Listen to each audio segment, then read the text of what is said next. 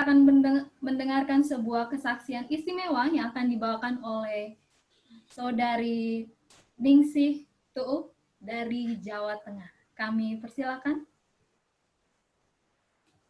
Sekali lagi saya ucapkan selamat malam kepada saudara-saudaraku yang kekasih. Teristimewa saya lihat di sini ada pimpinan saya, Pendeta Sugi dan Mem Christine.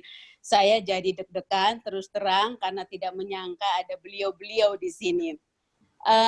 Namun izinkan saya pada malam hari ini untuk membawakan kesaksian yang merupakan pengalaman hidup dari saya. Terima kasih untuk kesempatan yang diberikan. Semoga ini akan berkenan kepada kita semua pada malam hari ini. Jadi ketika Pendeta Suci meminta saya untuk menyampaikan kesaksian, sebenarnya saya mikir juga apa ya, rasanya saya lebih suka dengar kesaksiannya Bu Christine, karena itu sangat-sangat menguatkan. Beliau selalu memberikan kesaksian-kesaksian hidup yang luar biasa memotivasi. Saya pribadi, saya coba untuk flashback saya punya kehidupan, karena kebetulan ini masa lockdown ini membuat kita lebih banyak untuk di rumah, kemudiannya bagi saya secara pribadi juga mencoba untuk flashback diri saya sendiri, bagaimana saya dahulunya hingga sampai sekarang ini oleh tuntunan Tuhan. Jadi kalau saya lihat hidup saya ini, saya menjalani tahapan-tahapan, ya kalau kita lihat atau saya belajar di teori itu ada yang namanya fundamental life stage dan seterusnya, dan saya rasa saya jalanin itu semua. Saya menjalani awal kehidupan saya dari sebuah keluarga yang sederhana di Kupang sana, tapi puji Tuhan saya bisa mengikuti pembelajaran sebagai anak-anak, kemudian bertumbuh sebagai seorang remaja. Ya, walaupun hidup dalam keluarga sederhana, tapi puji Tuhan, saya bisa menjalani hidup itu, saya bisa menikmati. Dan puji Tuhan, Tuhan kasih kesempatan kepada saya untuk menjalani kehidupan saya di level berikutnya. Jadi di level berikutnya ini, saya boleh melihat bahwa saya mengalami sebuah pertumbuhan secara optimal. Jadi secara fisik saya lihat saya mengalami perubahan-perubahan yang cukup optimal. Kemudian Tuhan juga memberi kesempatan kepada saya untuk menikmati berkat-berkat Tuhan. Ya, puji Tuhan, saya boleh diberikan pekerjaan atau mata pencaharian di mana dalam kondisi ini membuat saya bisa hidup mandiri, tidak menyusahkan orang tua saya, tidak menjadi beban bagi orang tua saya. Tuhan juga memberi kesempatan untuk bisa hidup lebih bertanggung jawab. Jadi di level yang kedua dari saya punya tahapan hidup ini, saya lihat bahwa berkat Tuhan itu sungguh luar biasa. Datang dari sebuah keluarga yang sangat sederhana, tetapi Tuhan bisa memberikan segala kemampuan-kemampuan dan saya bisa mengoptimalkan itu semua sehingga bisa memberikan hasil yang terbaik bagi saya secara pribadi. Karena mungkin melihat kondisi orang tua, jadi ya saya juga punya semangat untuk bagaimana caranya saya bisa punya kehidupan yang lebih baik lagi. Dan puji Tuhan, Tuhan kasih semuanya itu. Kecukupan dalam hal materi, kebahagiaan, saya bisa punya tanggung jawab, saya bisa hidup mandiri, bahkan saya juga bisa berkontribusi bagi keluarga saya, bagi orang tua saya, bagi orang-orang di sekitar saya. Jadi saya sangat menikmati tahap berikut daripada level kehidupan saya.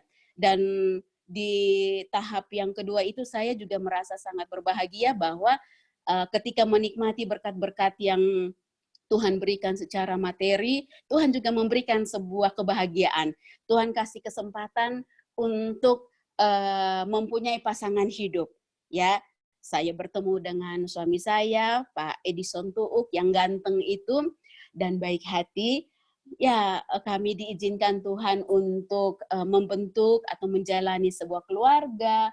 Kami diberikan anak-anak. Jadi rasanya itu luar biasa bagi saya yang datang dari kehidupan yang sangat sederhana, kemudian Tuhan memberikan kesempatan untuk menikmati berkat-berkat itu, sepertinya aduh Tuhan terima kasih banget. Saya bisa ya menikmati yang seperti ini.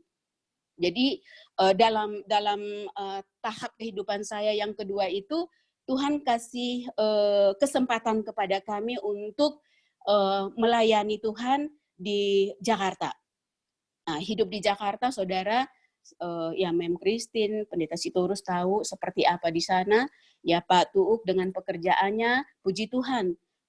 Saya juga dikasih kesempatan Tuhan untuk menjalani sebuah pekerjaan yang cukup bagi saya secara pribadi. Jadi saya dikasih kesempatan Tuhan untuk menjadi, ya saya bilang abdi negara ya, abdi negara. Dari Kupang juga kebetulan saya udah bekerja. Saya udah bekerja dari Kupang sebagai pegawai negeri, sebagai seorang abdi negara. Kemudian puji Tuhan, tanpa mengalami kesusahan, harus membayar dan lain sebagainya, saya begitu dengan mudah bisa pindah bekerja di Jakarta, dan Tuhan kasih waktu yang cukup lama. Jadi kehidupan yang di level kedua ini yang biasa orang sebut dengan forefront life stage ini benar-benar saya nikmati. Secara teori itu kehidupan yang optimal itu memang saya nikmati. Kehidupan yang optimal itu. Segala sesuatu itu Tuhan kasih. Nah, sekarang masuk pada sementara saya lagi menikmati semuanya bersama suami, bersama anak-anak, secara keluarga kami menikmati, saya harus masuk ke satu tahap yang berikutnya. Satu tahap yang biasa disebut itu foster life stage. Ya saya hanya karena supaya saya nggak stres, saya hanya mau coba lihat aja. Aduh, seperti apa sih kehidupan saya. Nah, kondisi di level yang berikut ini adalah kondisi yang saya boleh sebut bahwa manusia boleh berencana, tapi sesungguhnya Tuhan yang mengatur semuanya. Jadi kenapa saya bilang seperti ini? Bahwa yang tadi saya katakan bahwa sementara saya menjalani kehidupan yang cukup optimal tadi itu, ya saya menikmati semuanya, saya punya pekerjaan, suami baik-baik, anak-anak semua sehat, tapi saya sekarang harus dihadapkan kepada satu level kehidupan berikutnya. Di saat mungkin secara pribadi saya merasa bahwa ini kondisi saya yang dibilang relatif mapan pada saat itu, secara keluarga, seperti yang saya katakan, mau di dalam karir, mau dalam kontribusi saya kepada lingkungan saya harus rupa-rupanya menghadapi satu sisi kehidupan yang baru yang namanya itu midlife crisis. Oh, saya lihat apa ini midlife crisis. Rupanya Tuhan izinkan untuk menjalani sebuah perubahan. Sebuah perubahan yang tidak pernah saya rancang. Yang tidak pernah kami rancang sebelumnya.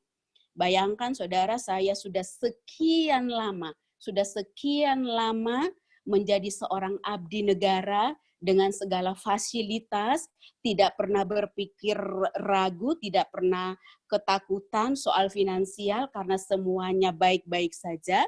Tetapi pada level ini, sesuatu yang tidak pernah saya rencanakan, kemudian Tuhan izinkan itu terjadi kepada kami. Di tahun 2013 akhir, ada keputusan dari UNI bahwa suami saya harus pindah tugas melayani ke Jawa Tengah. Beliau harus pindah tugas untuk melayani di Jawa Tengah. Dan disitulah bagi saya midlife crisis saya itu bermula. Jadi di situ ketika kami harus pindah, ya puji Tuhan sih, saya juga karena tahun sebelumnya kami pernah melayani bersama Pathfinder ke daerah Jawa Tengah dan kami ketemu Pendeta Sucianto. Kami waktu itu melayani ke daerah tempat tempat Pendeta Sucianto, daerah Ndeles, ya itu. Jadi waktu dikasih tahu sama Pak Tuuk, kita akan pindah ke Jawa Tengah dan lain sebagainya, ya saya fine-fine aja, ya nggak apa-apa, nggak masalah, karena dalam pekerjaan saya sebagai pegawai negeri juga nggak masalah. Saya ada di jalur yang cukup gampang untuk pindah tidak ribet lah untuk melakukan perpindahan. Jadi buat saya nggak masalah. Mau di Jakarta atau mau di Semarang, saya nggak masalah. Hanya satu yang saya ingat persis, saya punya suami, Pak Edi Sontuk, ini kasih tantangan buat saya. Saya ingat persis dia bilang bahwa sudah sekian tahun kau bekerja untuk dunia. Bagaimana kalau the rest-nya ini bekerjalah untuk Tuhan. Jadi itu tantangan. Saya ingat persis tantangan yang suami saya berikan kepada saya. Bagaimana di kehidupan saya yang sudah cukup lama itu saya melayani dunia, tapi the rest-nya ini melayani Tuhan. Ya, saya berpikir juga saudara-saudara, karena bagi saya itu nggak gampang. Saya hanya berdoa sehingga waktu awal Desember ketika mereka rapat atau di akhir ya mungkin menjelang akhir 2013 itu mereka melakukan rapat di Jawa Tengah. Saya ingat saya ditelepon, saya ditanya bagaimana, apakah menerima pelayanan yang akan diberikan. Saya ingat saya berada di penginapan waktu itu dan saya hanya menjawab, berdoalah. Karena saya sementara juga berdoa. Karena saya nggak tahu. Karena buat saya ini keputusan yang tidak mudah. Ya, meninggalkan pekerjaan saya, meninggalkan zona nyaman saya, buat saya itu tidak mudah. Sehingga berdoa. Jadi saya hanya bilang sama Tuhan waktu itu, Tuhan, kalau Tuhan mau pakai saya, berarti segala kualifikasi yang harus dilakukan sebagai pelayan Tuhan, ya saya kan nggak punya modal apa-apa. Jadi saya bilang segala kualifikasi kalau Tuhan izinkan saya, berarti saya akan dimudahkan. Saya akan dimudahkan untuk itu. Tapi kalau Tuhan tidak berkenan, ya artinya enggak walaupun saya istri Edison Tuuk di situ, tapi kalau Tuhan berkenan ya tidak berkenannya enggak akan muncul nama saya. Dan pada saat itu di akhir dari rapat mereka saya ditelepon sama Pak Tuuk bahwa ada nama saya di situ. Jadi saya bilang, Tuhan, apa benar Tuhan mau pakai saya? Singkat cerita bahwa akhirnya saya membuat keputusan untuk bergabung dalam pelayanan ini. Jadi sekarang segala sesuatu itu berubah. Segala sesuatu itu berubah. Saya tanpa modal untuk menjadi seorang hamba Tuhan, seorang pelayan, datang dengan nggak ada modal apa-apa. Karena dulu saya bekerja pure untuk dunia dan tiba-tiba saya harus beralih. Jadi benar-benar dimulai dengan nol. Yang tadinya saya adalah abdi negara, sekarang saya harus menjadi abdi Allah. Luar biasa. Kehidupan saya yang dulu dari dunia metropolitan, saya bilang saya harus sekarang menjalani kehidupan desopolitan.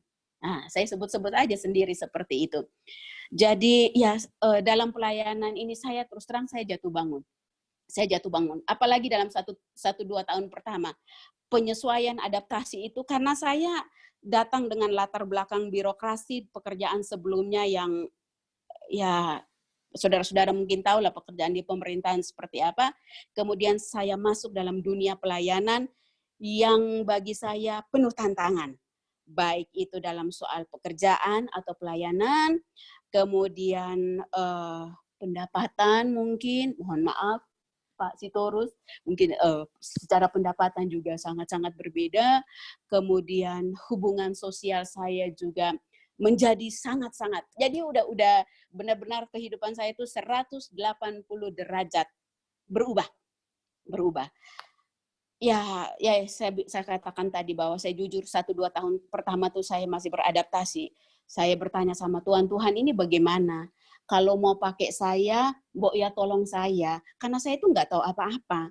Saya tuh nggak tahu, benar-benar saya nggak tahu apa-apa. Jadi kalau Tuhan mau pakai saya, tolong kasih saya hikmat, gitu. Dari pengalaman saya sungguh luar biasa dalam pelayanan. Saya bilang, tapi puji Tuhan, satu titik Tuhan kasih kesempatan kepada saya untuk pembelajaran. Jadi saya ingat pelajaran sekolah sahabat kita di tahun yang lalu. Jadi disitulah saya dapat apa yang Tuhan mau dari saya, yaitu adalah sebuah kerendahan hati. oh oke Tuhan, terima kasih. Jadi kalau minta kerendahan hati, Tuhan nggak langsung kasih ke saya plak kerendahan hati. Tapi melalui saya punya tantangan-tantangan yang harus saya jalani, harus buat saya sabar, harus buat saya menahan diri, dan segala buah-buah roh yang lain. Tapi terima kasih Tuhan. Oke, sekarang saya yang tantang Tuhan.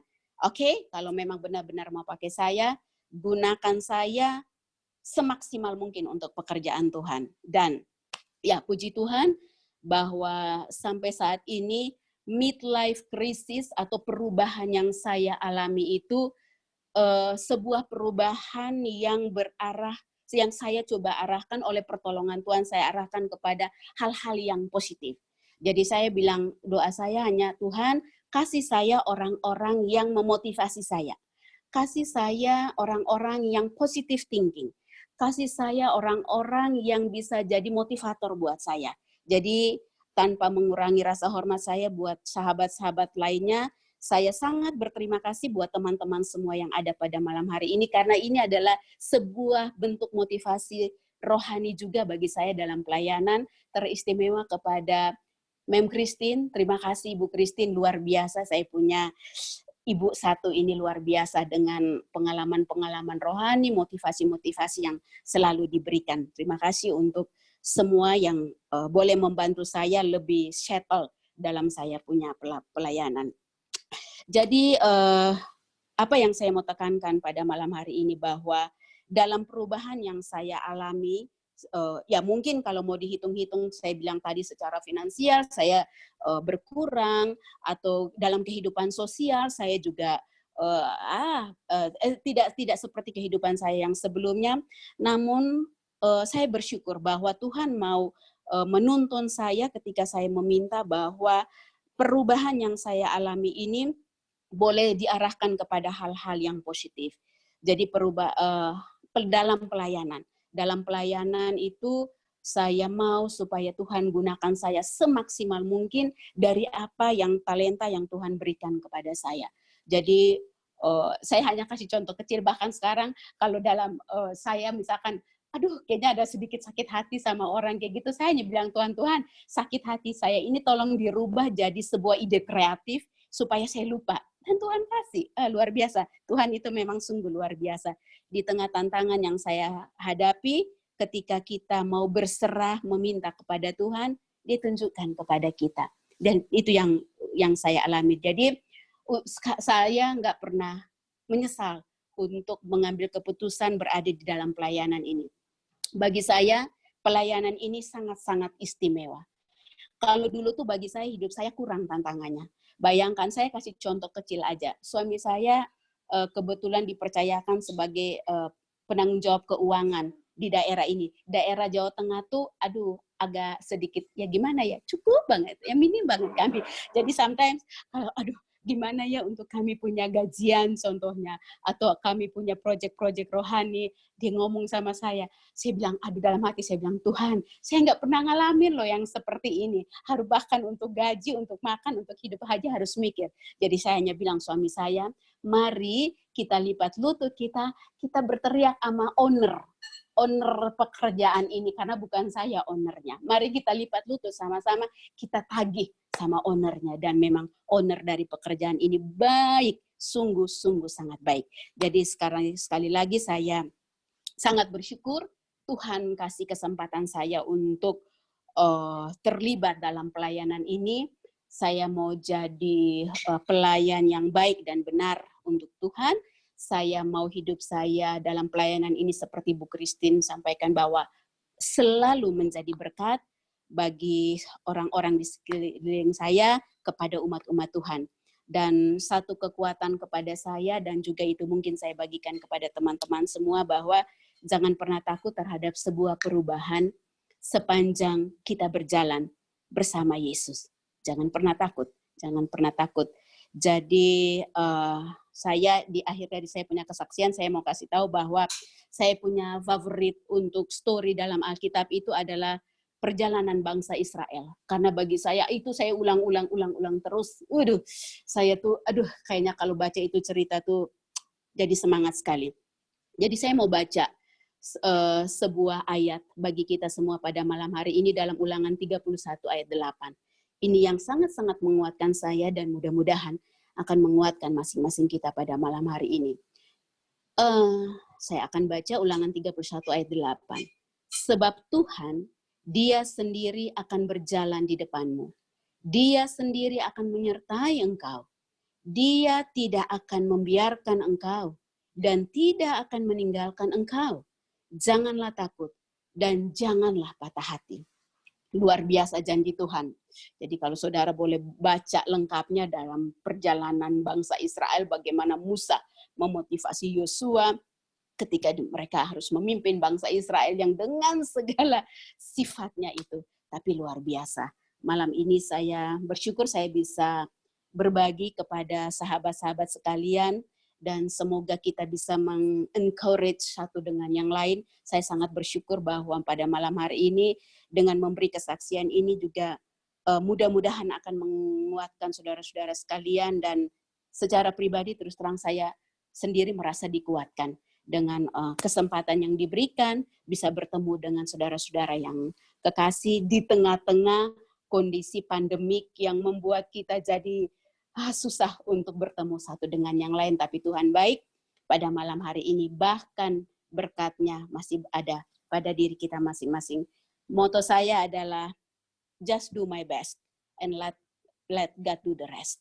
Jadi semoga Tuhan akan memberkati kita semua. Sekali lagi terima kasih untuk kesempatan yang diberikan. Kiranya kesaksian ini akan menguatkan kita semua, tetap saling mendoakan, dan kita akan selalu tetap setia dalam pelayanan. Terima kasih. Amin. Terima kasih untuk Ibu Ningsih Tuuk yang sudah memberikan motivasi buat kita pada malam hari ini ya. Tuhan punya rencana yang terbaik buat kita semua. Kiranya Ibu dan keluarga senantiasa diberkati dalam pelayanan dan juga di dalam rumah tangga. Baik, selanjutnya kita akan mendengarkan sebuah lantunan lagu istimewa yang akan dibawakan oleh Pondok Domba Kids. Kami persilakan. Sebelum Pondok Domba Kids untuk menyampaikan lagu pujian, mungkin perlu saya sampaikan bahwa ketika disuruh untuk menyiapkan lagu pujian, maka kita coba supaya anak-anak yang ada di kompleks daerah Jawa Kawasan Tengah menyanyi. Namun karena ini siarannya malam, maka tadi siang kami coba direkam. Jadi ya skala ala kadarnya saja. Mudah-mudahan lagu anak-anak yang direkam tadi siang di depan kompleks, karena memang kita harus menjaga social distancing, maka ya dengan alat apa adanya mudah-mudahan boleh menjadi kepujian bagi Tuhan pada malam hari ini. Pendeta Samuel Mangungsong sebagai Direktur Pemuda Advent Jawa Tengah boleh di-share. Terima kasih. Silakan.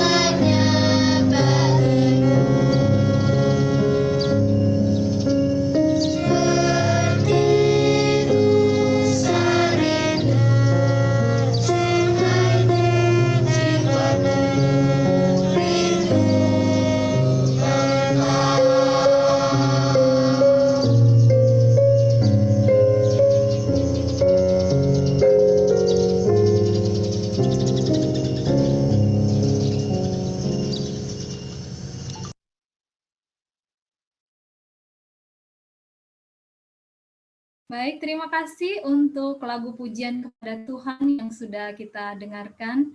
Biarlah anak-anak ini boleh diberikan talenta yang luar biasa untuk melayani Tuhan.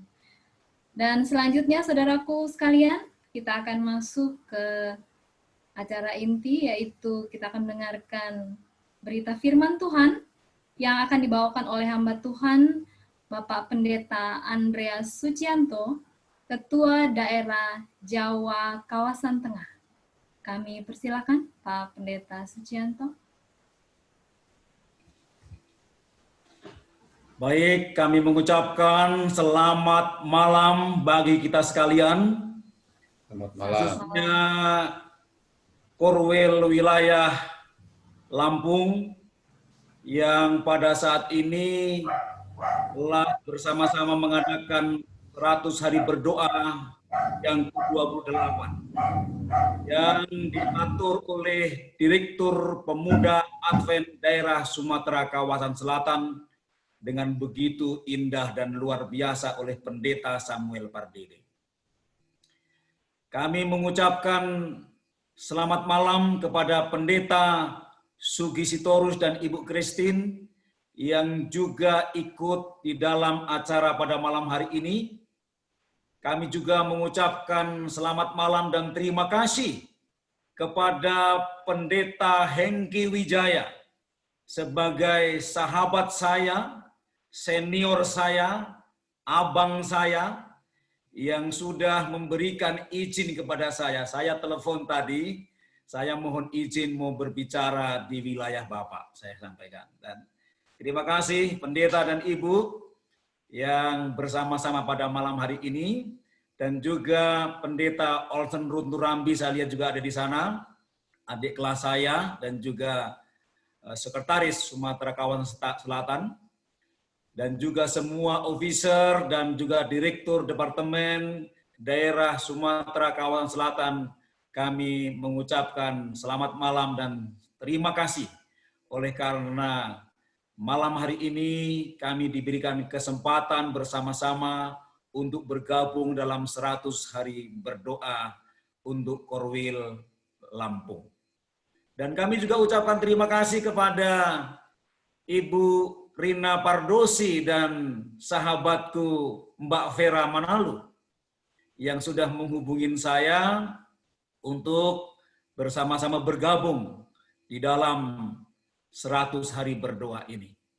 Kami juga ucapkan terima kasih kepada Ibu Ningsih, partner saya, yang malam hari ini sudah memberikan kesaksian yang sungguh luar biasa, boleh menguatkan iman kita, seorang pegawai negeri yang sudah 20 tahun lebih sebagai pegawai negeri, namun beliau mau lepaskan semua jabatan, bahkan segala fasilitasnya untuk bekerja bagi Tuhan.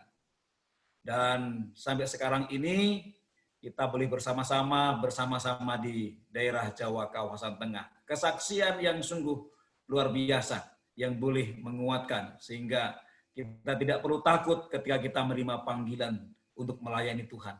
Tuhan pasti pelihara kita. Dan kami mengucapkan selamat malam kepada seluruh orang-orang muda, khususnya yang ada di wilayah Lampung dan sekitarnya. Dan ada yang mungkin kenal saya, namun juga mungkin ada yang tidak kenal saya. Ya, saya melihat di sana ada sahabat saya, Wahyu, double Wahyu. Ya, saya lihat ada Wahyu Setiawati di sana dan suaminya. Itu kami satu gereja ya di Kartasura, Solo. Tahun 90 yang lalu kami sama-sama pemuda Advent di Solo dan sekitarnya. Baik, Bapak Ibu Saudara-saudara sekalian yang dikasihi Tuhan, khususnya orang-orang muda, bahwa pekabaran pada malam hari ini yaitu 100 hari berdoa yang ke-28, yaitu dengan judul dikuatkan melalui firman. Itu diambil di dalam Ibrani pasal 4 ayat yang ke-12 yang berbunyi, sebab firman Allah hidup dan kuat dan lebih tajam daripada pedang bermata dua manapun. Ia menusuk amat dalam sampai memisahkan jiwa dan roh, sendi-sendi dan sumsum. Ia sanggup membedakan pertimbangan dan pikiran hati kita. Sebelum kita mengupas firman Tuhan ini, mari kita tunduk kepala dan kita berdoa. Bapa dalam sorga, Bapa yang penuh kasih dan Bapa yang berkemurahan. Pada malam hari ini Tuhan, kami datang menghadap kehadirat-Mu, mengucapkan syukur dan terima kasih kami oleh karena rahmat dan pimpinan Tuhan yang boleh memberikan kesempatan kepada kami untuk mengikuti 100 hari berdoa bersama dengan Korwil Wilayah Lampung yang dikoordinir oleh Departemen Pemuda Advent Daerah Sumatera Kawasan Selatan. Saat ini kami akan mendengarkan kabaran firman Tuhan, kecurahan Roh Kudus Tuhan. Hadirlah bersama-sama dengan kami, sehingga ibadah kami ini berkenan kepada Tuhan, menjadi kepujian kemuliaan bagi nama-Mu, dan menjadi berkat di dalam kehidupan kami. Terpujilah Engkau ya Tuhan, di dalam nama Yesus Kristus kami berdoa dan mengucap syukur. Amin. Bapak Ibu, khususnya saudara-saudara sekalian yang mengikuti ibadah pada malam hari ini, dan kami melihat juga bahwa bukan hanya wilayah Lampung yang ikut, tapi juga dari berbagai tempat, termasuk di Amerika juga bersama-sama dengan kita. Dan saya akan coba untuk melihat di share pada saat ini.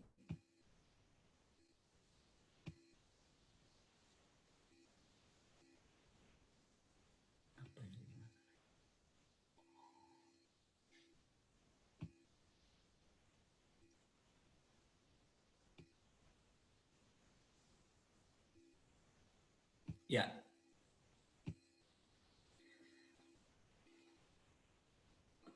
Dikuatkan melalui firman. Tadi sudah kita baca bersama-sama di dalam Ibrani 4 ayat yang ke-12.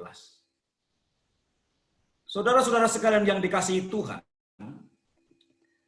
pada waktu kita mendengar tentang dikuatkan oleh firman, muncul di dalam pertanyaan kita, memang apa yang bisa dilakukan oleh firman? Atau apa yang bisa didapat melalui firman? Bukankah itu hanya tulisan tinta hitam dan bagi bagian orang hanya tulisan yang membosankan? Di mana letaknya sehingga firman itu bisa menguatkan? Saudara-saudara sekalian yang dikasihi Tuhan, di dalam Ibrani pasal 4 menjelaskan tentang penghakiman Tuhan. Mungkin kita berpikir masih terlalu lama penghakiman Tuhan. Nanti saja kita mempersiapkan diri kita. Pernahkah kita merenungkan bahwa penghakiman Tuhan dimulai dengan melalui firman-Nya yang kita terima setiap hari? Firman menyatakan kuasanya dengan mengajar, firman menyatakan kuasanya dengan mendidik, firman menyatakan kuasanya dengan menerangi. Tidak ada yang tersembunyi saat berhadapan dengan firman. Semua terbuka di hadapannya. Firman sanggup memisahkan yang baik dan yang jahat. Bahkan hal-hal yang kita anggap tidak mungkin terlihat atau tidak mungkin dipisahkan seperti sendi dan sumsum, jiwa dan roh. Firman digambarkan lebih tajam dari pedang bermata dua. Siapa yang sanggup berhadapan dengan ketajamannya? Tuhan memakai penulis Ibrani supaya setiap orang percaya memiliki respon untuk selalu mengalami pertobatan di hadapan Allah melalui firman-Nya. Diperbaharui dari hari lepas hari. Orang yang merespon firman dalam ketaatan, ia tidak akan ditinggalkan. Sehingga penulis Ibrani menyerukan, bagi mereka yang masih mengeraskan hati, tinggal di dalam kesalahan, tinggal di dalam dosa dan kebenaran diri, segera perbaiki dirimu dalam pertobatan sebelum terlambat. Bagaimana firman dapat menyatakan kuasanya dalam hidup kita? Perkataan firman itu, dari semula firman menyatakan kuasanya saat firman diucapkan. Jadilah terang, lalu terang itu jadi. Berfirmanlah Allah, jadilah ini, jadilah itu, dan seterusnya, maka semuanya itu jadi. Sehingga saudara-saudara sekalian yang dikasihi Tuhan, segala sesuatu ada. Tuhan berfirman, segala sesuatu ada. Firman terucap, segala sesuatu ada. Segala sesuatu terbentuk, hidup, indah, tertata dengan baik. Terjadi karena firman. Berfirmanlah Allah, dan roh Allah bekerja, menyatakan kuasanya. Dan Bapak Ibu, saudara-saudara sekalian dimanapun saudara berada, bahkan Yesus, firman yang menjadi manusia, memberikan teladan kepada kita sepanjang pelayanannya. Selalu memperkatakan firman, aku melakukan apa yang Bapa kehendaki. Aku mengatakan apa yang Bapa nyatakan kepadaku. Bahkan saat dicobai, Yesus melawan dengan firman. Ada tertulis, ada tertulis, ada tertulis. Dan saudara-saudara sekalian, iblis pergi meninggalkan Yesus karena Yesus melawan dengan firman.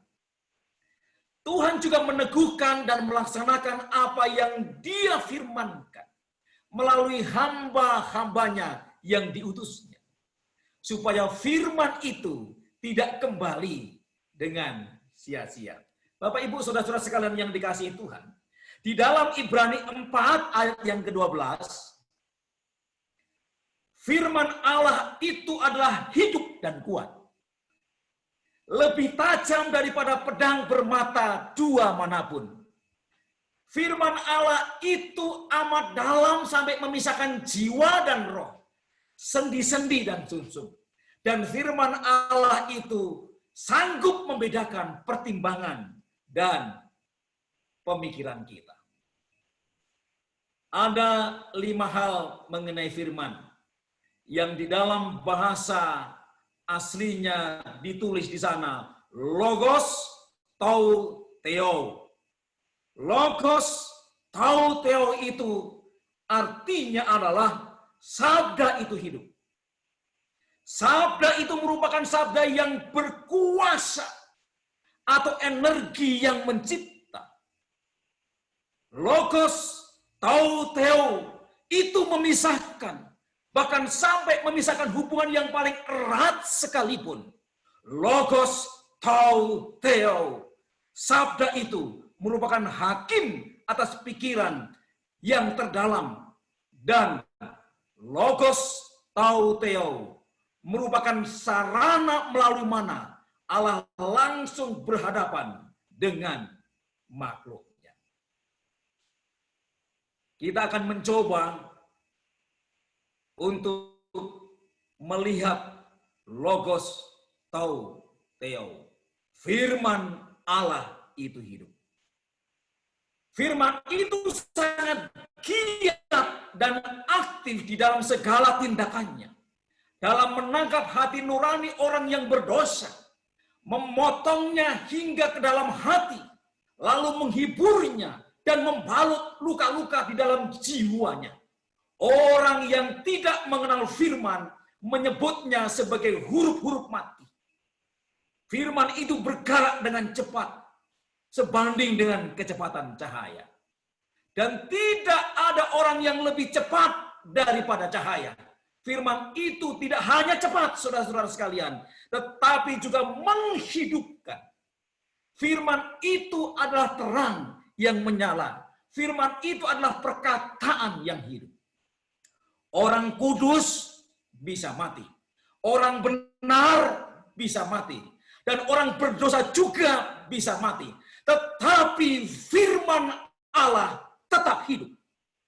Di dalam 1 Petrus 2 ayat yang kelima, Tuhan mengatakan,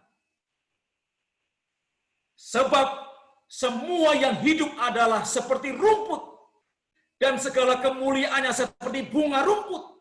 Rumput menjadi kering, dan bunga gugur. Tetapi firman Tuhan tetap untuk selama-lamanya. Bapak, Ibu, Saudara-saudara sekalian, di dalam buku Zakaria 1 ayat 5-6 juga dikatakan di sana bahwa nenek moyangmu di mana mereka? Dan para nabi, apakah mereka hidup untuk selama-lamanya? Tetapi segala firman dan ketetapanku yang telah kuperintahkan kepada hamba-hambaku para nabi, bukankah itu sampai kepada nenek moyangmu? Saudara-saudara sekalian, nabi yang menulis firman yang diinspirasikan, yang dapat wahyu daripada Tuhan, sudah meninggal. Tetapi perkataan firman Tuhan tetap untuk selama-lamanya. Sampai kepada nenek moyang kita. Bahkan saat ini pun sampai kepada kita. Penulis Alkitab, dari Kejadian sampai Wahyu, kurang lebih 40 penulis, semuanya sudah mati. Tetapi firman Tuhan masih hidup. Yang kedua, Bapak Ibu Saudara-saudara sekalian, dimanapun saudara berada, bahwa firman Allah itu kuat. Firman Allah itu kuat. Ketika Allah menyampaikan firman melalui rohnya, maka firman itu menginsapkan orang dengan penuh kuasa. Mempertobatkan dengan penuh kuasa. Dan menghibur dengan penuh kuasa. Firman itu begitu kuat sehingga sanggup meruntuhkan benteng-benteng. Ya, 2 Korintus 10 ayat 4 sampai yang kelima. Saudara-saudara sekalian, firman membangkitkan orang mati. Firman membuat orang tuli mendengar. Firman membuat orang buta melihat. Firman membuat orang bisu berbicara dan orang lumpuh berjalan. Firman itu sangat kuat dan firman itu berkuasa untuk memukul jatuh kerajaan iblis dan mendirikan kerajaan Kristus di atas reruntuhannya. Sungguh hebat firman Allah itu, saudara-saudara sekalian. Yang ketiga, saudara-saudara sekalian dikasih Tuhan, bahwa firman Allah lebih tajam daripada pedang bermata dua manapun. Firman lebih tajam daripada pedang bermata dua manapun. Saudara-saudara sekalian, bahwa firman memotong dari kedua sisi. Firman itu ialah pedang roh. Firman itu ialah pedang bermata dua yang keluar dari mulut Kristus. Firman tersebut lebih tajam dari pedang bermata dua manapun, karena ia akan masuk ke tempat yang tidak dapat dimasuki oleh pedang lain apapun, dan mengiris dengan lebih jitu. Firman menusuk amat dalam, sampai memisahkan jiwa dan roh. Yaitu jiwa dan tabiatnya yang merajalela. Ia membuat jiwa yang sudah lama dikuasai roh kesombongan menjadi roh rendah hati. Yang dikuasai oleh roh kebejatan menjadi lemah lembut dan taat. Kebiasaan-kebiasaan dosa yang sudah menjadi hal biasa bagi jiwa dan telah jauh berakar di dalamnya, serta dapat dikatakan menyatu dengan jiwa, dipisahkan dan dipotong-potong oleh pedang roh ini. Pedang ini memisahkan ketidaktahuan dari pengertian dan pemberontakan dari kehendak. Pedang ini memisahkan antara sendi dan sumsum, yakni bagian-bagian tubuh yang paling tersembunyi, saudara-saudara sekalian. Yang tertutup, yang intim. Pedang ini sanggup memotong nafsu daging sekaligus. Sanggup memotong nafsu pikiran yang tersembunyi, yang tidak bisa dilihat oleh orang. Tapi pedang ini bisa masuk ke dalamnya. Sampai pikiran-pikiran saudara, dia bisa memasuki. Dan membuat manusia rela menjalani operasi yang paling tajam untuk mematikan dosa. Inilah saudara-saudara sekalian, firman Allah itu tajam daripada pedang bermata dua manapun. Sampai sendi-sendi, sungsum kita, dia bisa masuk. Pikiran-pikiran kita, hati kita, angan-angan kita yang jahat, dia bisa masuk di dalamnya yang orang tidak tahu. Selanjutnya yang keempat, saudara-saudara sekalian, bahwa firman ini sanggup membedakan pertimbangan dan pikiran hati kita. Bahkan pikiran dan rancangan yang paling rahasia dan tersembunyi. Firman ini akan menyingkapkan kepada manusia berbagai pikiran dan maksud mereka. Kekejian di dalam berbagai pikiran dan maksud tersebut. Dasar-dasar jahat yang menggerakkan pikiran dan maksud serta niat buruk dan penuh dosa yang mereka tuju. Firman itu akan menguak batin orang berdosa dan membiarkan dia melihat semua yang terdapat di dalam hati. Nah, firman saudara-saudara sekalian semacam ini tentulah akan sangat menolong kita untuk menjadi beriman dan taat. Saudara-saudara sekalian, sungguh luar biasa. Firman sanggup membedakan pertimbangan dan pikiran hati kita. Kalau hidup kita dikuasai firman, maka Tuhan akan memberikan kepada kita pertimbangan-pertimbangan yang berhikmat. Tapi bila mana firman tidak berkuasa dalam diri kita, maka kita tidak akan mempunyai hikmat dan kebijaksanaan di dalam kita berpikir, bahkan di dalam mengambil segala keputusan kita. Saudara-saudara sekalian, hamba Tuhan Ellen G. White di dalam Testimonies to Minister and Gospel Workers halaman 143 mengatakan, oh, hendaklah pengerja-pengerja itu takut akan Tuhan. Oh, hendaklah mereka mengasihi Tuhan.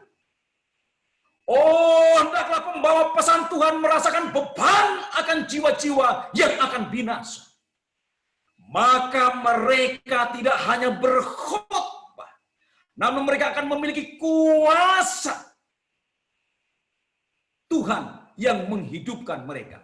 Dan hati mereka akan bersinar oleh api dari kasih Tuhan. Mereka akan mendengar suara Yesus. Aku menyertai kamu senantiasa sampai kepada akhir zaman. Yesus akan menjadi guru mereka. Dan firman yang mereka bawakan akan cepat dan berkuasa. Lebih tajam daripada pedang bermata dua manapun. Saudara-saudara sekalian, ketika saya berulang-ulang membaca tulisan Ellen G. White ini, ketika saya berulang-ulang membaca kutipan ini, rupanya kutipan ini menemplak saya secara pribadi. Kalau hamba-hamba Tuhan, umat-umat Tuhan, orang-orang muda, umat-umat pilihan Tuhan, umat yang sisa, itu menghidupkan firman Tuhan menjadi budaya hidupnya, maka pekabaran Injil Tuhan itu begitu cepat melesat seperti cahaya. Luar biasa, saudara-saudara sekalian. Kenapa pekerjaan Tuhan kita sekarang ini sepertinya lambat, saudara-saudara sekalian? Kenapa? Kenapa sepertinya lambat? Perlu kita introspeksi diri. Mungkin kita sebagai orang-orang muda, mungkin kita sebagai pengerja, mungkin kita sebagai anak-anak Tuhan belum menghidupkan Alkitab menjadi budaya hidup kita. Apa sih kehidupan Alkitab menjadi budaya hidup kita? Alkitab ini saudara-saudara sekalian, bila mana kita peras-peras dari Kejadian sampai Wahyu, kita peras-peras Alkitab ini isinya hanyalah kisah kasih Allah yang besar terhadap umat manusia yang berdosa besar. Ini isinya kisah kasih Allah yang besar. Dan kasih Allah itu, saudara-saudara sekalian, kasih Allah itulah yang dihidupkan oleh Yesus Kristus. Itulah firman Allah yang hidup, yang telah menjadi manusia. Kalau begitu, saudara-saudara sekalian, apa yang dihidupkan Yesus pada waktu di dunia ini, sehingga dia menjadi firman yang hidup? Yang dihidupkan Yesus di dunia ini adalah Yesus mengasihi semua orang tanpa pamrih. Yesus mengampuni semua orang tanpa pamrih. Yesus merendahkan hati kepada semua orang tanpa pamrih. Yesus berbelas kasihan kepada semua orang tanpa pamrih. Dan Yesus mengampuni semua orang tanpa pamrih. Jadi isi Alkitab itu, saudara-saudara sekalian, isi firman Allah itu adalah, isinya adalah mengampuni, merendahkan hati, melayani, dan hidup berbelas kasihan. Itu saudara-saudara sekalian. Itu isi firman Allah. Kalau Bapak Ibu saudara-saudara sekalian menghidupkan firman Allah, mempelajari firman Allah, memahami firman Allah, dan menghidupkan firman Allah, maka yang ada dalam diri kita secara otomatis yang akan keluar dalam kehidupan kita adalah kita akan melayani orang tanpa pamrih. Otomatis. Bukan dipilih-pilih, bukan disuruh-suruh, bukan diprogramkan. Kita akan hidup berbelas kasihan kepada semua orang tanpa pamrih, tanpa diprogramkan. Itu sudah akan menjadi budaya hidup. Kita akan merendahkan hati kepada semua orang tanpa pamrih. Itu akan menjadi budaya hidup. Dan kita akan mengampuni semua orang tanpa pamrih. Jadi ini saudara-saudara sekalian, begitu kuatnya firman Tuhan. Sehingga Ellen G. White mengatakan, kalau para pengerja takut akan Tuhan dan mengasihi Tuhan, hendaklah pembawa pesan Tuhan merasakan jiwa-jiwa yang akan binasa, bukan hanya sekedar khotbah, maka pekabaran Injil ini melesat perkembangannya. Banyak jiwa dimenangkan. Bapak, Ibu, saudara-saudara sekalian yang dikasihi Tuhan. Umat Tuhan yang mula-mula begitu sukses di dalam penginjilan. Di dalam Kisah pasal 2, Kisah pasal 4, luar biasa. Tuhan tambahkan satu hari 3.000 jiwa, 1.000 jiwa, 5.000 jiwa untuk ditambahkan kepada orang-orang yang diselamatkan. Kenapa begitu sukses penginjilan pada waktu itu? Kenapa sekarang ini kita mencari satu jiwa saja sulit sekali? Gereja-gereja yang besar mencari 10 jiwa untuk kepada Tuhan, kenapa sulit sekali?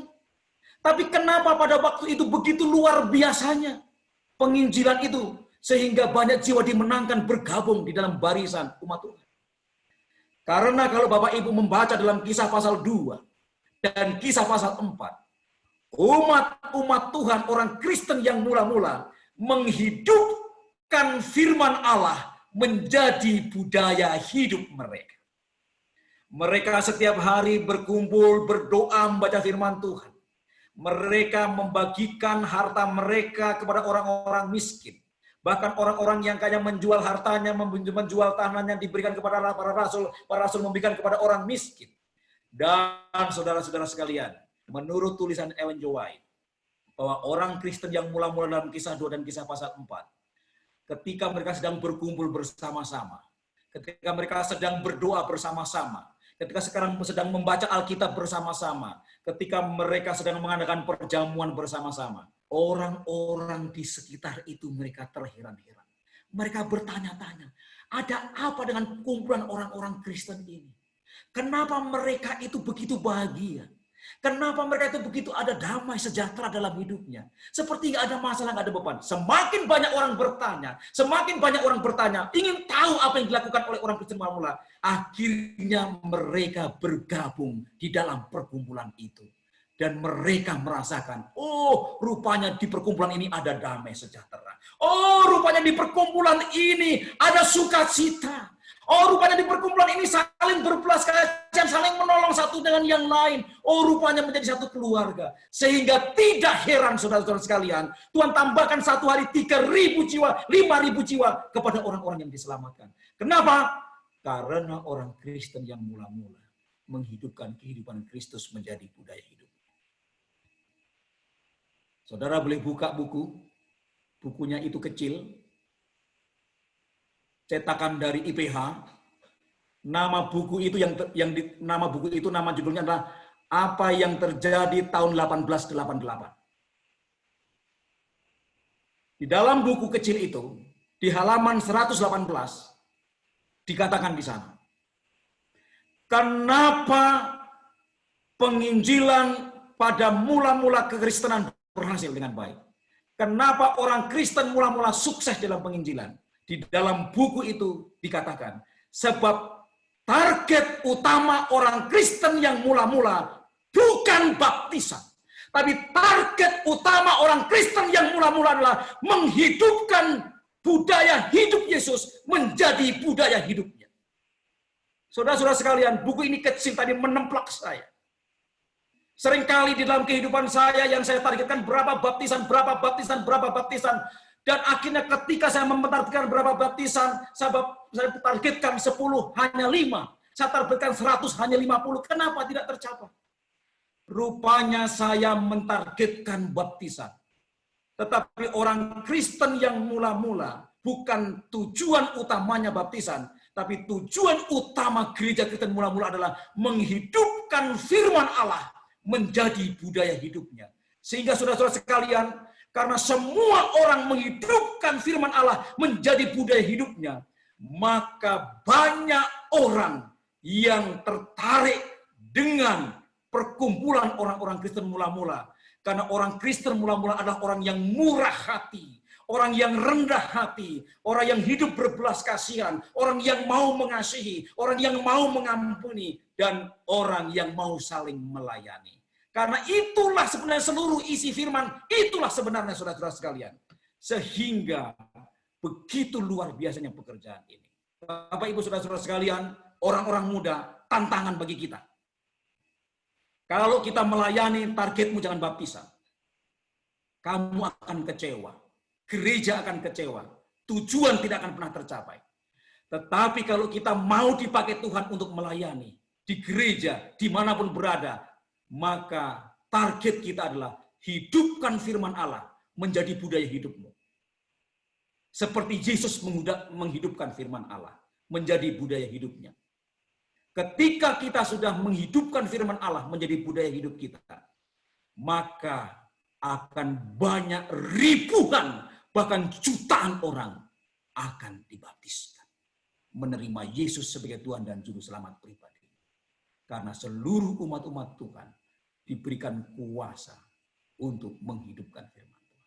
Bapak, Ibu, saudara-saudara sekalian yang dikasihi Tuhan. Saat kita merenungkan Ibrani 4 pasal yang ke-12. Mari kita tanyakan di dalam hati kita. Bagaimanakah kita dapat melihat bahwa firman Tuhan itu menusuk hati kita? Mari kita tanyakan dalam diri kita. Apakah benar-benar firman Tuhan itu telah menusuk hati kita? Apalagi ketika kita menghadapi pandemi COVID-19 pada saat ini. Ketika kita bekerja di rumah. Ketika kita belajar di rumah, ketika kita beribadah di rumah, apakah Ibrani 4 ayat 12 ini sudah menusuk hati kita, saudara-saudara sekalian? Pernahkah kita ditegur oleh sesuatu yang kita baca dari firman Tuhan belakangan ini? Apakah firman Tuhan ini dengan situasi kondisi yang sekarang ini membuka mata rohani kita, membuka mata kita bahwa dunia ini sudah tua dan sejarah dunia akan segera berakhir, Yesus segera datang. Apakah kita masih ternina-bobokan dengan keinginan-keinginan duniawi? Atau kita sudah terbuka mata pikiran kita bahwa kejadian wabah seperti ini menunjukkan bahwa Yesus sudah mau datang? Apakah kita berubah oleh teguran itu, saudara-saudara sekalian? Apakah kita menolak bisikan Roh Kudus? Kita semakin dekat dengan Tuhan, atau justru kita semakin jauh daripada Tuhan? Itu yang harus kita renungkan di dalam kehidupan kita. Tahun ini, kita punya tema adalah Christian Lifestyle.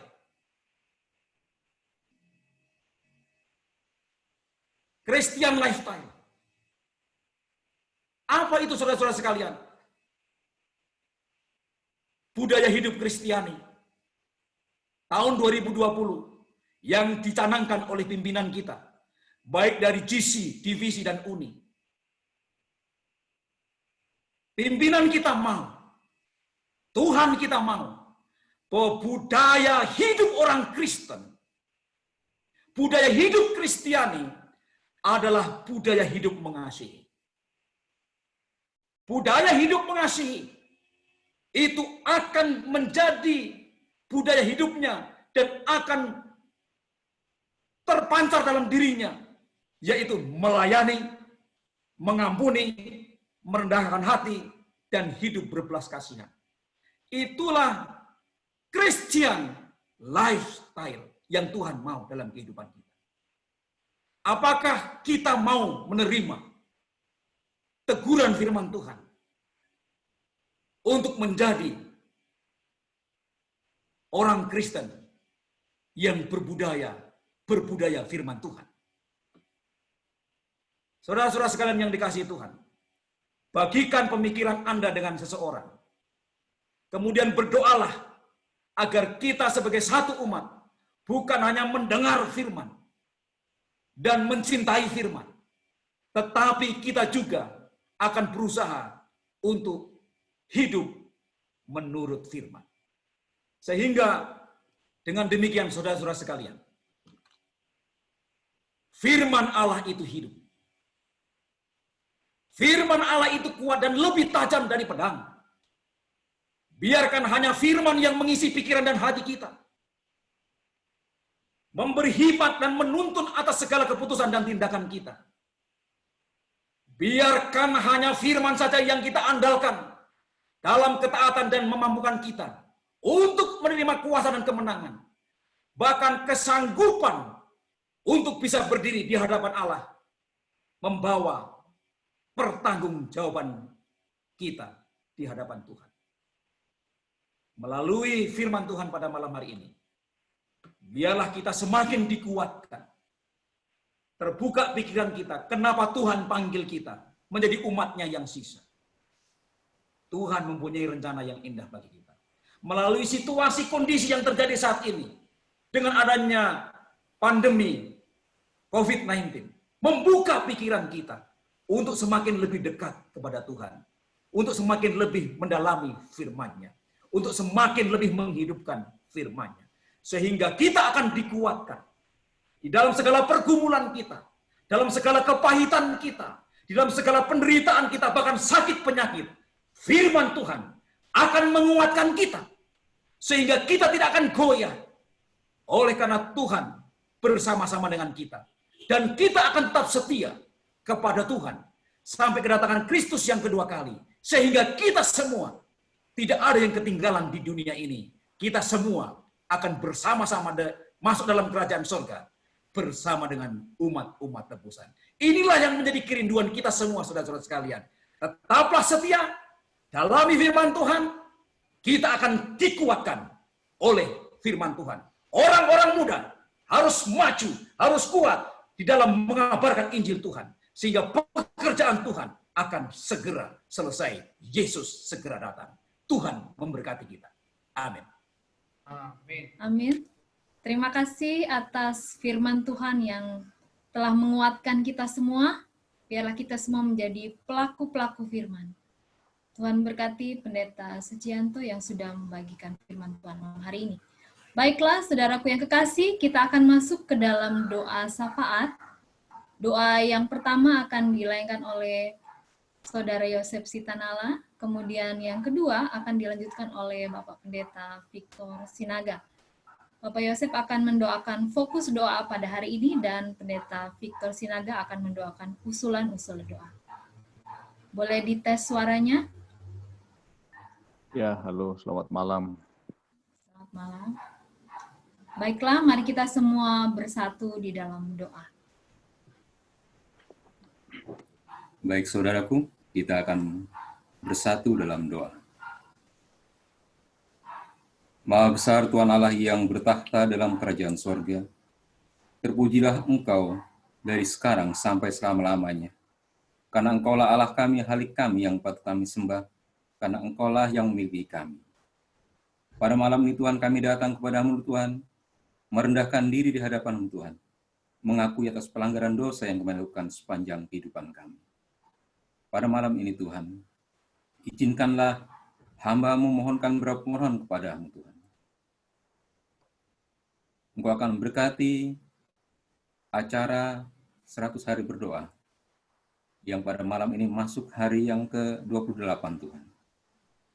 Engkau akan berkati seluruh pembicara, memberkati seluruh partisipan, agar dapat selalu berbakti kepada-Mu Tuhan.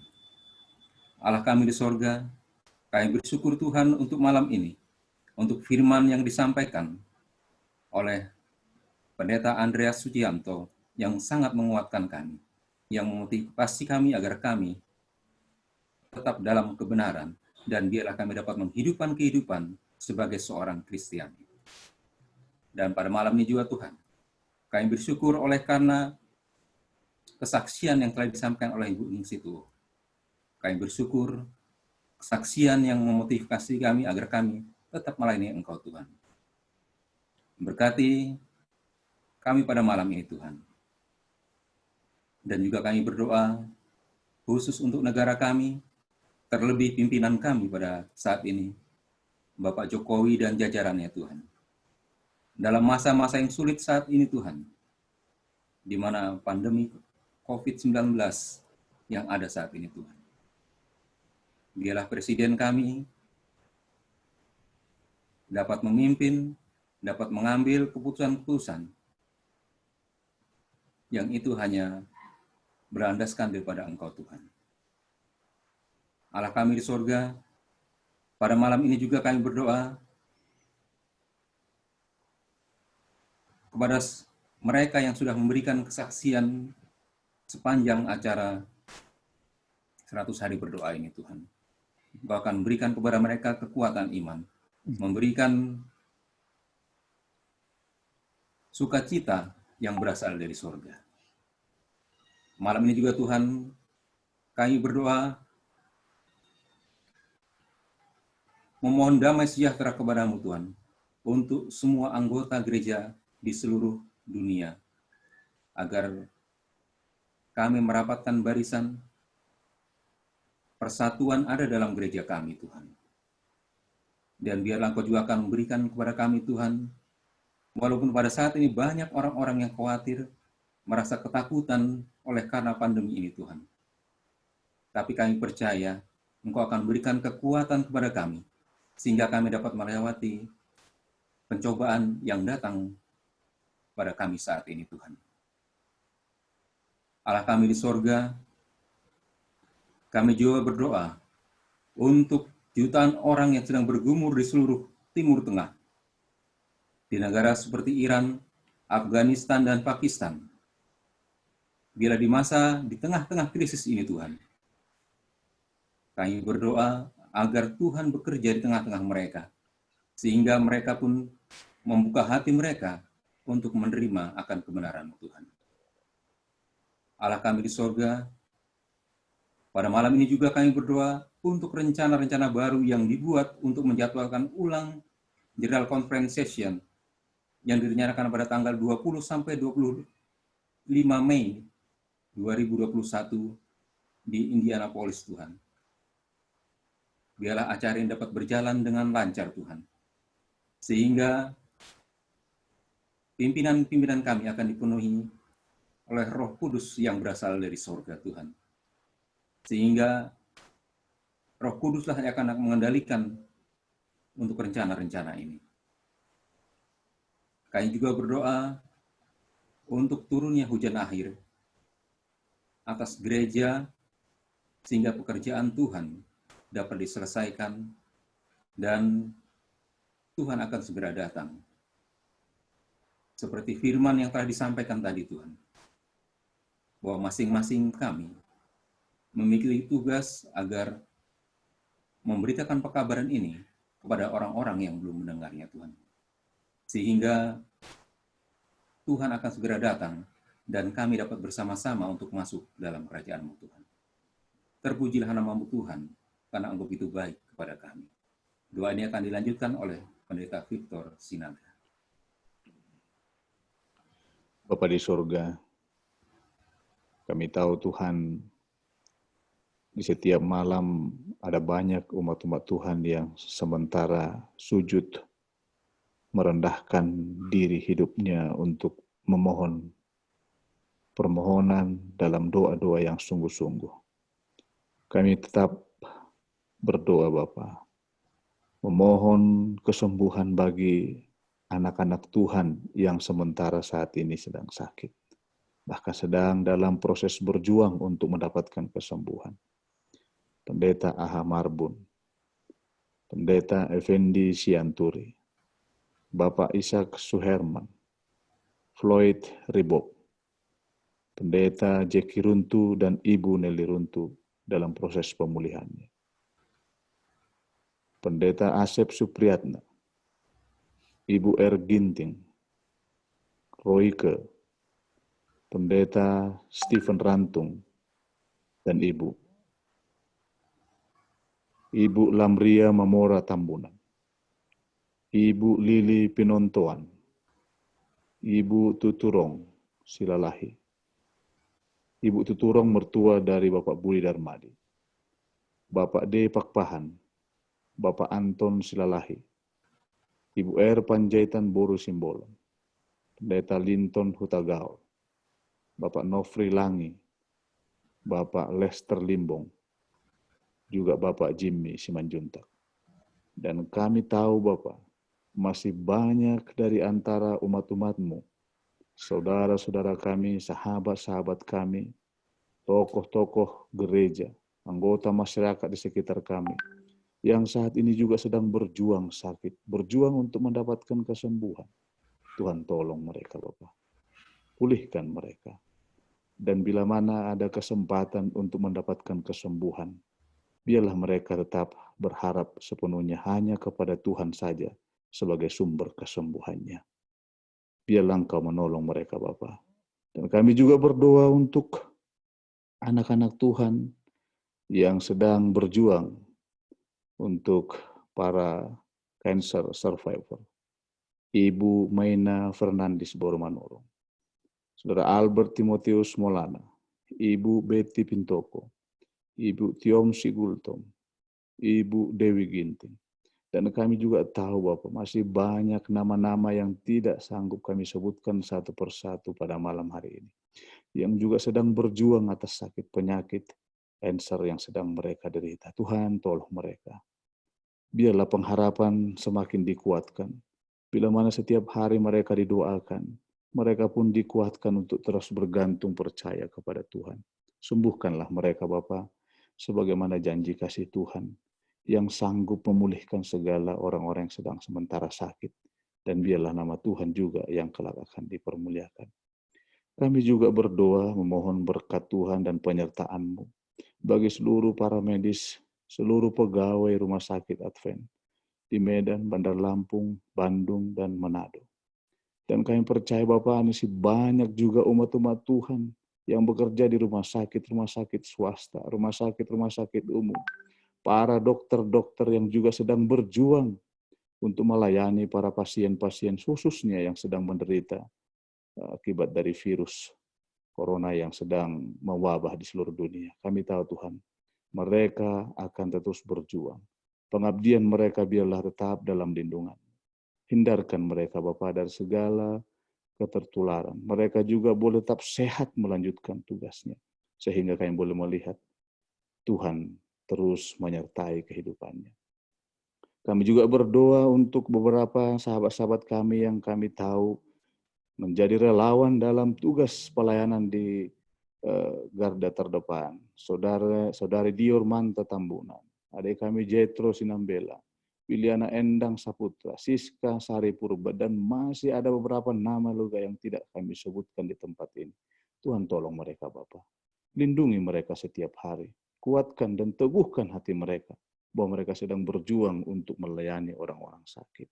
Dan kami juga berdoa untuk orang muda yang sedang mencari dan berjuang untuk mendapatkan pekerjaan, untuk mendapatkan pasangan hidup yang sesuai dengan yang Tuhan rencanakan.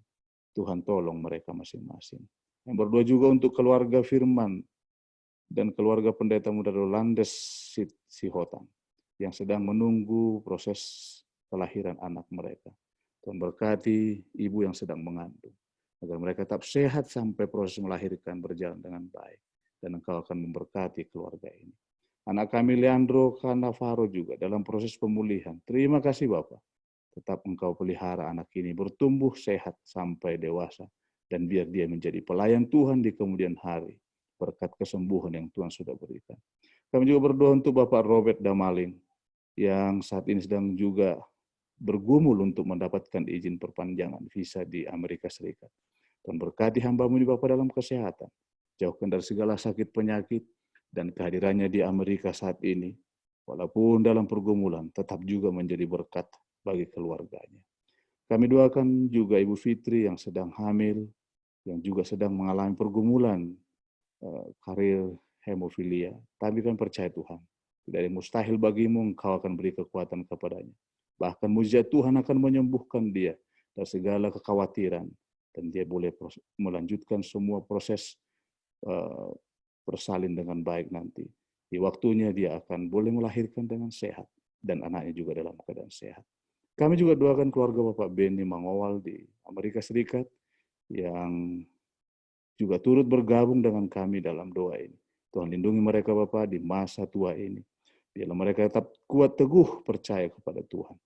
Jauhkan dari segala sakit penyakit, terhindar dari segala hal-hal yang buruk. Tuhan jaga mereka setiap hari, sehingga nama Tuhan menjadi sebuah kesaksian yang indah bagi orang-orang lain yang mengenal keluarga ini. Tuhan, terima kasih. Setiap malam kami datang berdoa ke hadapan-Mu, dan kami percaya akan terjadi pemulihan bagi negeri ini, pemulihan bagi seluruh dunia ini. Dan sementara wabah ini terjadi, biarlah tetap nama Tuhan yang kelak ditinggikan. Terima kasih Bapak Tuhan. Terima kasih atas segala berkat perlindungan-Mu sepanjang malam hari ini. Dipermuliakanlah nama-Mu Bapa. Dan persembahkan doa dalam nama Yesus Kristus, Tuhan dan Juru Selamat kami. Amin. Terima kasih atas doa syafaat yang sudah dilayangkan. Kita akan mengakhiri ibadah kita malam hari ini. Dan doa tutup akan dilayangkan oleh Bapak Pendeta Andreas Sucianto. Kami persilakan. Dengan tidak mengurangi rasa hormat, kami mohon Pendeta Sugi Sitorus yang mendoakan malam hari ini sekaligus doa berkat. Pak Pendeta Sitorus. Oke, kita sama-sama berdoa. Terima kasih. Bapa dalam surga, kami bersyukur dan terima kasih untuk semua kebaikan dan berkat Tuhan yang sudah menjadi bagian kami. Bersyukur dan terima kasih karena Kau sudah memimpin kami semua dalam acara 100 hari berdoa, dan malam ini adalah malam yang ke-28. Biarlah Engkau menolong kami semua supaya kami boleh setia dan merasakan berkat Tuhan yang indah dalam kehidupan kami sementara kami mendekatkan diri kami kepada Tuhan. Bersyukur karena hamba-Mu Pendeta Sucianto telah memberikan pelajaran firman Tuhan yang baik. Demikian juga dengan Ibu Ibu Ningsih yang sudah memberikan kesaksian, dan doa-doa yang sudah dilayangkan, semuanya itu boleh membawa hati kami dekat dengan Tuhan. Jaga kami sepanjang malam ini, jauhkan dari segala hal yang jahat, berkati umat-umat Tuhan, dimanapun mereka berada di seluruh permukaan bumi, khususnya yang ada di Uni Indonesia kawasan Barat. Yang bersyukur Engkau dengar dan jawab doa kami. Ampuni dosa kami. Di dalam nama Tuhan Yesus kami berdoa. Amin.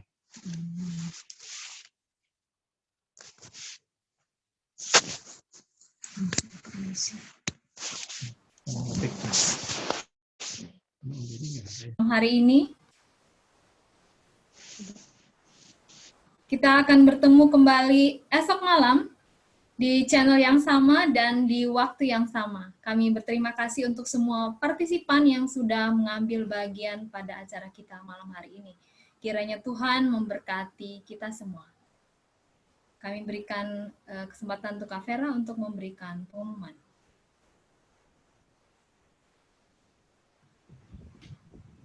Terima kasih Pendeta Sucianto untuk firman Tuhan malam ini beserta Ibu Ningsih dan Domba Kids yang kami tidak lihat tapi luar biasa kompleks Salatiga. Untuk pembicara kita besok malam adalah Pendeta H.I. Misa, Associate Stewardship GC. Tapi beliau selalu kontak dengan saya, dia katakan semoga tidak ada meeting. Tapi kalau ada meeting, saya siapkan video untuk ditayangkan. Tapi saya pastikan semoga bisa saya mulai, pada saat mau mulai saya masuk. Jadi kita doakan saja semoga besok beliau ada waktu untuk sama-sama. Bila tidak, beliau kirimkan videonya, tapi dia rindu untuk bersama-sama dengan kita. Dan kesaksian besok luar biasa. Belum dengar sudah luar biasa ya Bu Ningsih ya, Kak Ningsih ya. Karena yang kesaksian besok adalah Ibu Christine Sitorus. Permintaan khusus karena banyak sekali. Kalau mau dibilang 100 hari berdoa ini kesaksiannya pun belum habis-habis. Tapi kita rindu untuk dengar satu kesaksian yang luar biasa dari Ibu pendoa kita di WKB. Dan lagu spesial akan dibawakan oleh Jalvian dan Censia dari Ambon. Untuk doa syafaat, Pendeta Ketua DSKS, Pendeta Hengki Wijaya, dan Pendeta Sitorus Ketua IKB. Demikian pengumuman malam ini, dan kami mengucapkan terima kasih untuk kehadirannya, juga tamu-tamu kami dari yang jauh, Kak Ivan Frans, Kak Robert Mandaling, Kak Merwita dari Kuwait, Kak Eeng dari Holland, dan saya lihat tadi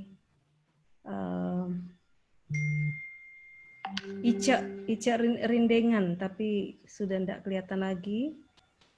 Saya ketika bertanya pada orang muda, mana tidak join berapa hari ini, mereka bilang kan lagi kere, belum gajian.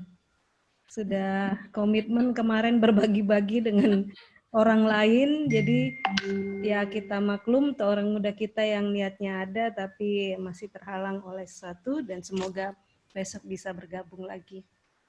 Saya mengucapkan selamat malam tuh Dr. Lisal, boleh buka videonya.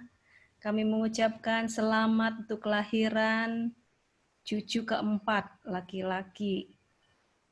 Semoga sehat selalu, dan kami nggak bisa besuk karena corona katanya. Baiklah, terima kasih untuk officers DSKS, Pendeta Hengki Wijaya, selamat malam. Terima kasih, Pendeta Olsen Runturambi, selamat malam. Pendeta Dikson Simanungkalit, terima kasih. Pendeta Situmorang, selamat malam. Terima kasih Vera. Ya, Tuhan memberkati. Terima kasih juga untuk Bapak Tambunan dan Ibu Risma. kasih Kakak. Terima kasih Pendeta Pardede, Direktur kita.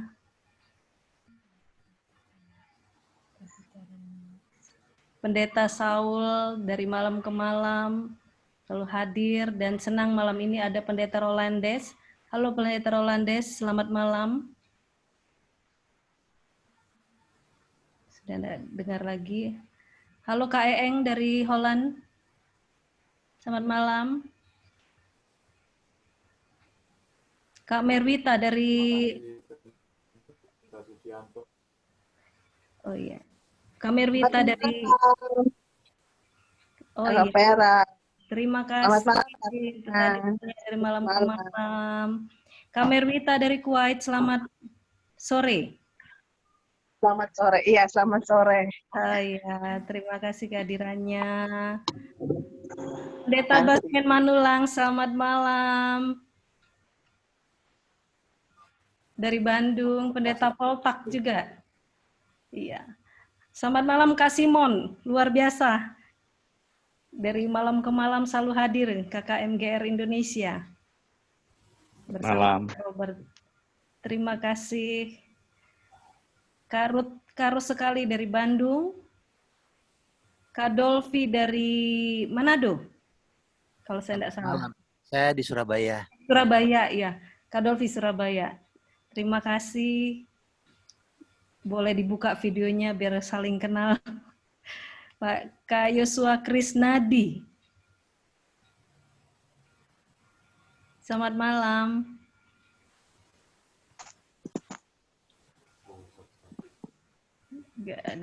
Dr. Dwi Mai, apakah lagi on duty pakai APD? Selamat malam semuanya. Hari ini dinasnya di rumah. Oh iya, puji Tuhan. Terima kasih. Kak Anggiat Sinurat, selamat malam. Iya. Selamat malam. Posisi di mana? Surabaya. Di mana?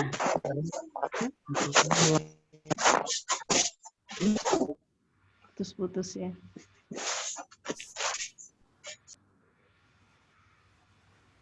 Oke.